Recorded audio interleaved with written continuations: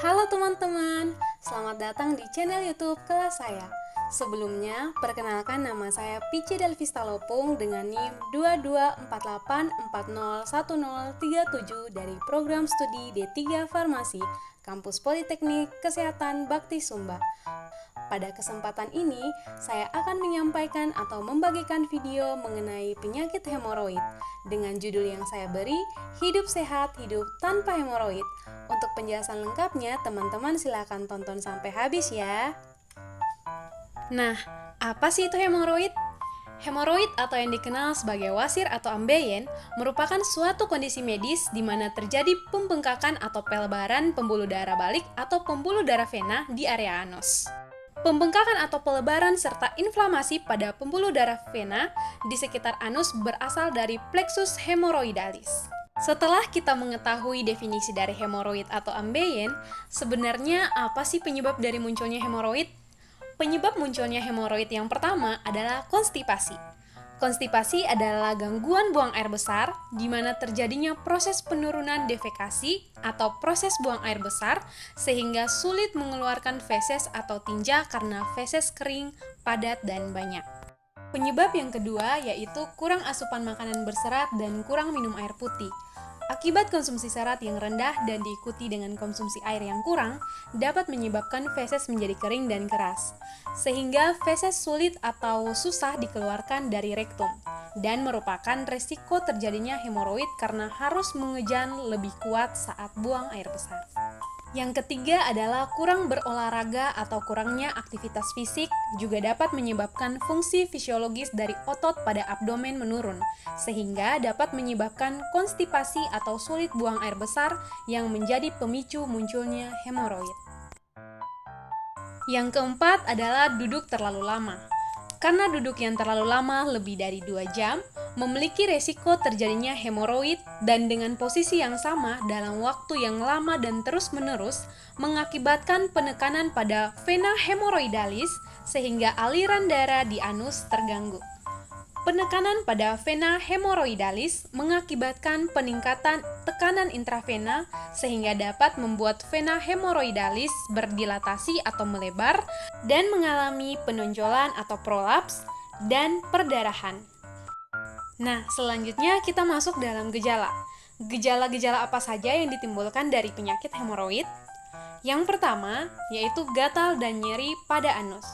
Biasanya, pada pakaian dalam atau bagian anus, sering didapatkan lendir yang kental dan menyebabkan daerah sekitar anus menjadi lebih lembab sehingga sering terjadi iritasi dan gatal di daerah anus. Yang kedua, yaitu rasa perih dan panas. Hal ini dapat terjadi karena iritasi pada kulit di sekitar wasir. Buang air yang keras dapat menyebabkan dubur luka sehingga menimbulkan perdarahan, dan anus akan terasa perih sehabis buang air besar. Yang ketiga adalah adanya benjolan atau pembengkakan di sekitar anus akibat meningkatnya tekanan pada pembuluh darah di dalam atau sekitar anus. Peningkatan tekanan tersebut kemudian menyebabkan pembuluh darah di sekitar anus menjadi bengkak karena meradang. Dan yang keempat, yaitu BAB berdarah. BAB berdarah diakibatkan oleh wasir yang mana terjadi inflamasi pada anus dan pembengkakan pembuluh darah sehingga darah dapat terbawa oleh feses saat sedang buang air besar. Selanjutnya kita masuk dalam faktor resiko. Hemoroid memiliki faktor resiko yang cukup banyak loh teman-teman. Di antaranya yang pertama yaitu faktor usia. Dengan seiring bertambahnya usia, resiko wasir dapat meningkat. Hal ini disebabkan karena jaringan yang menopang pembuluh darah vena di rektum dan anus dapat melemah dan meregang, sehingga ketika terdapat sedikit peningkatan tekanan pada area tersebut, tetap bisa meningkatkan resiko terjadinya wasir. Kejadian hemoroid cenderung meningkat di mana usia puncaknya adalah 45-65 tahun. Yang kedua yaitu riwayat hemoroid pada keluarga. Kelemahan dinding vena di daerah anorektal yang didapat sejak lahir akan memudahkan terjadinya hemoroid setelah mendapat paparan tambahan seperti mengejan terlalu kuat atau terlalu lama, konstipasi, dan lain-lain. Yang ketiga, obesitas atau kelebihan berat badan. juga berpengaruh terhadap tekanan pada vena yang ada di daerah sekitar rektum, salah satunya yaitu vena hemoroid. Yang keempat yaitu aktivitas fisik yang terlalu berat. Orang dengan aktivitas yang berat cenderung mengalami hemoroid karena mempunyai resiko yang berat pula terhadap kesehatannya daripada pekerjaan ringan. Suatu aktivitas fisik berat yang dilakukan dapat menyebabkan kenaikan tekanan vena hemoroidalis. Apabila hal ini dilakukan dalam waktu yang lama dan frekuensi yang berat, maka akan terjadi timbulnya hemoroid. Dan yang kelima atau yang terakhir yaitu pola BAB yang salah seperti posisi duduk saat BAB. Pemakaian jaban atau kloset duduk juga dapat meningkatkan insidensi hemoroid. Dengan pemakaian jaban yang duduk, posisi usus dan anus tidak dalam posisi yang tegak, sehingga akan menyebabkan tekanan dan gesekan pada vena di daerah rektum dan anus. Selain itu, duduk yang terlalu lama tanpa mengganti posisi dapat meningkatkan tekanan intraabdominal sehingga menyebabkan ambeien. Nah, menurut asalnya, hemoroid dapat diklasifikasikan atau dibedakan menjadi dua, yaitu hemoroid interna dan hemoroid eksterna. Hemoroid interna adalah pembengkakan vena pada plexus hemoroidalis superior dan tertutup oleh mukosa. Hemoroid interna sendiri dapat dikelompokkan menjadi 4 derajat. Pada derajat yang pertama, hemoroid menyebabkan perdarahan merah segar tanpa nyeri pada waktu buang air besar atau defekasi. Pada derajat kedua, hemoroid mulai menonjol pada saat mengedan ringan tetapi dapat masuk kembali. Pada derajat yang ketiga, hemoroid menonjol saat mengejan dan harus didorong masuk secara manual atau menggunakan jari setelah sesudah buang air besar. Dan pada derajat yang keempat, hemoroid yang menonjol tidak dapat didorong atau masuk kembali. Pada derajat yang keempat ini dibutuhkan tindakan operasi. Sedangkan hemoroid eksterna yaitu terjadinya varises pada plexus hemoroidalis inferior dan tertutup oleh kulit. Hemoroid ini diklasifikasikan sebagai hemoroid akut dan kronik.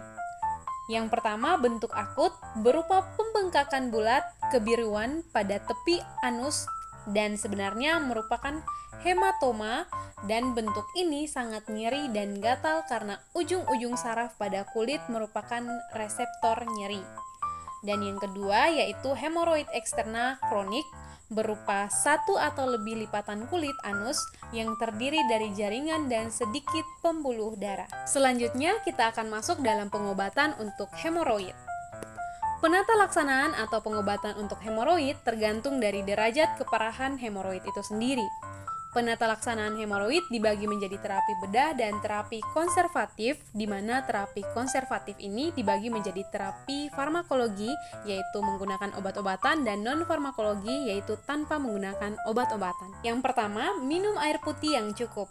Hal ini dapat membantu melunakkan feses, sehingga kita tidak perlu terlalu mengejan saat buang air besar. Kebiasaan mengejan saat buang air besar dapat menyebabkan wasir atau hemoroid. Apabila kita banyak minum air putih yang banyak, itu akan memperlancar proses BAB.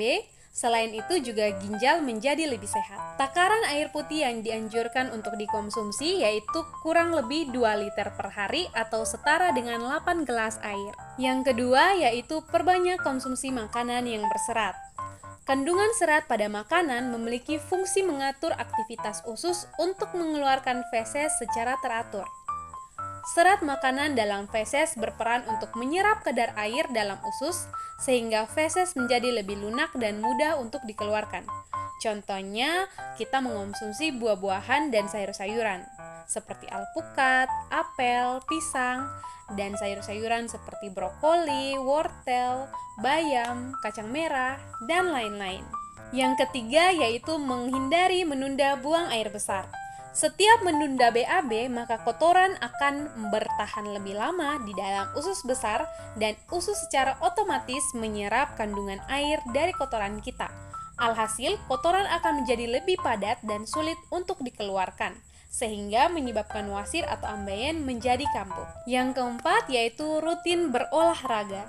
Olahraga ringan dapat membantu memperbaiki atau mencegah masalah usus dan pencernaan termasuk hemoroid.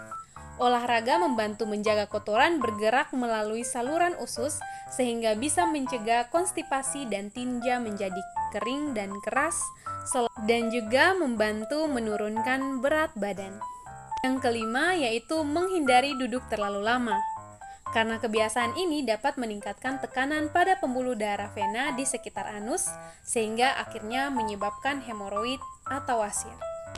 Dan yang terakhir, jaga area anus tetap bersih dan kering, terutama setelah buang air kecil dan buang air besar. Nah, sedangkan untuk pengobatan secara terapi farmakologis, kita bisa menggunakan obat golongan laksatif untuk memperbesar volume tinja dan meningkatkan peristaltik. Kita bisa menggunakan suplemen serat atau fiber suplemen dan pelicin tinja seperti Vegeta, Mulax, dan lain-lain yang bekerja untuk membesarkan volume tinja dan meningkatkan peristaltik di usus. Dan yang kedua, kita juga bisa menggunakan obat-obatan simpatomimetik untuk mengurangi rasa gatal dan nyeri, seperti bentuk supo untuk hemoroid interna dan bentuk salep untuk hemoroid eksterna. Selanjutnya, kita juga bisa menggunakan obat-obatan untuk menghentikan perdarahan seperti obat diosmin dan hesperidin. Dan yang terakhir, kita bisa menggunakan obat-obatan analgetik untuk mengurangi rasa nyeri seperti ibuprofen dan paracetamol. Teman-teman yang mengalami gejala yang mengarah ke ambeien ini, kalian harus perlu periksakan lagi ke dokter ya.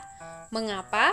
Karena yang pertama, perlu dilakukan adanya pemeriksaan fisik apakah memang benar gejala ambeien atau bukan. Karena ada beberapa penyakit-penyakit lain yang gejalanya hampir mirip. Untuk itu harus dibedakan dari pemeriksaan fisik dan diagnosis. Dan yang kedua, kalau memang benar gejala ambeien, maka sudah di derajat keberapa? Kenapa penting? Karena ini akan menentukan tata laksana atau pengobatan selanjutnya. Tentu saja, ambeien yang bersifat ringan bisa diatasi dengan obat-obatan untuk dapat meredakan rasa sakit atau nyeri dan rasa tidak nyaman. Tetapi jika makin berat derajatnya, maka harus dilakukan tindakan sesuai dengan kondisi masing-masing individu. Jika semakin parah, maka akan dilakukan tindakan operasi. Sekian dari penjelasan saya mengenai penyakit hemoroid. Terima kasih untuk perhatian teman-teman semua. Sampai jumpa di video-video selanjutnya. Terima kasih.